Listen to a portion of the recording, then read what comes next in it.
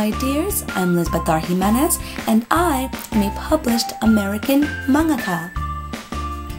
Today's video is actually really highly requested by my readers, by you guys here on YouTube, on Instagram, DeviantArt, all over the place. So today, I'm going to show you my drawing process, and I'll also be sharing some advice and some tips and tricks along the way. So of course, I'm starting off with some guidelines here, just like you've seen in my How to Draw Manga Characters videos. I draw out the ovals, I measure out my character. I don't always go too deep into the guidelines nowadays because I've been drawing for so many years, but for this particular pose, I wanted to make sure that I got all of her pretty curves absolutely perfect, or as close to perfect as I possibly can, you know? For those of you who read my manga, this might be a little bit of a treat for you because I'm going to be drawing Vendela. She appears in volume 3 of my series, so I'm not going to say too much about her, but I love her so much, and it was going to be a lot of fun to draw her. So I drew her super long hair and some cute buns. So the theme for this drawing was supposed to represent how summer is basically just about gone. So she's going to be wearing a bathing suit, but she'll be putting on a sweater. So even though her arms are going to be covered up, I still want to draw them out and make sure that I have the pose of her arm absolutely spot on. So I'm drawing on her arms first. So I recommend for you guys, even if the clothing you're going to draw on your character is really loose and baggy, and you're not going to see all the curves of their body, it is absolutely crucial that you draw out their body anyway. It's great practice, and it'll help you get the clothing to look a lot more realistic and believable. So now I'm working on her nice legs. I absolutely love drawing her legs. They're a little long and curvy. They don't look so curvy in this picture, which is maybe not a good thing. But if you read my manga, you'll see that she's a bit more busty, has a wider butt and thicker legs, which I love to draw. I absolutely love drawing her body. So this is like a goodbye summer piece. So summer isn't completely gone, so her sweater isn't completely on. Whoops, that kind of rhymed and shouldn't. Please ignore that.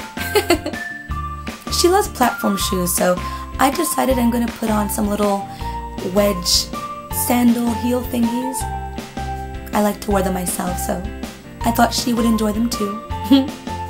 That little thing I'm using right there, the Kneaded Eraser, you knead it like dough in a sense. It's a squishy clay-like feeling eraser. It's very useful for getting into really thin little tight spots in your illustrations. Because you know, sometimes we use a big eraser and we erase what we don't want to erase. So a kneaded eraser will definitely save you. So here I am drawing in all the folds of the sweater. Now I'm working on her fingers. You need to really pay attention to how the body is bending and curving underneath the clothing to help you out and help you figure out where the folds are going to go. So that's another really good reason why you have to draw out the clothing after you draw the body. Drawing her little eyes. In case you're wondering why I put those 2 lines on her face, those are the guidelines to help me find the center of her face and the line where her eyes will go.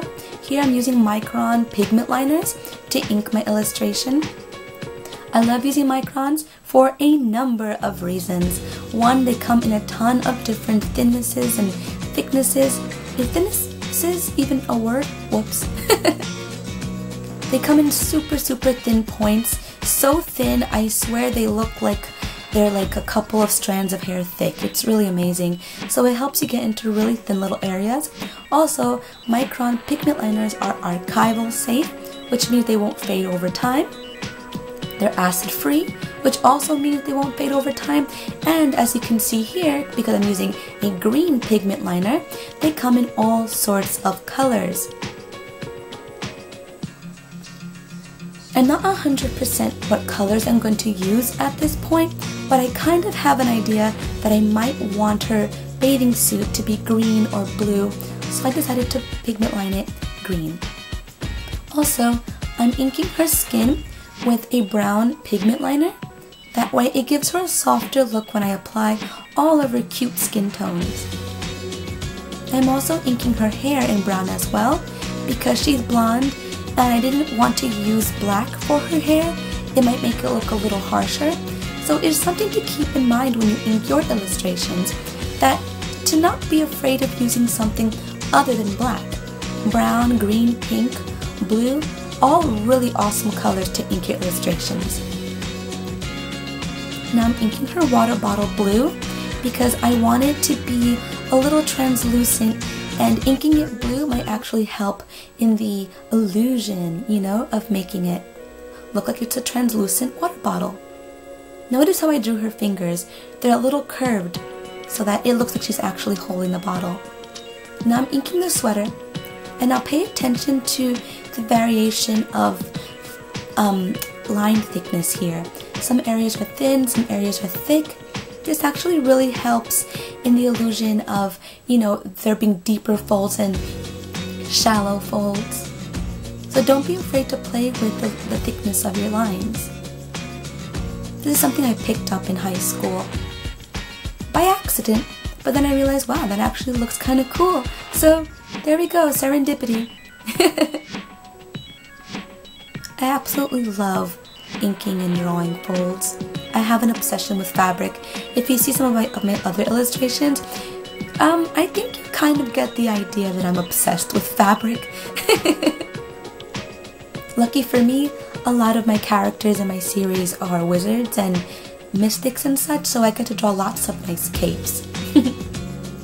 As you can see, I'm inking her shoes in green as well, just like her bathing suit, because I already have an idea that I want the bathing suit to match the shoes, so I'm inking them the same color so that when I actually color them in, they match a little better.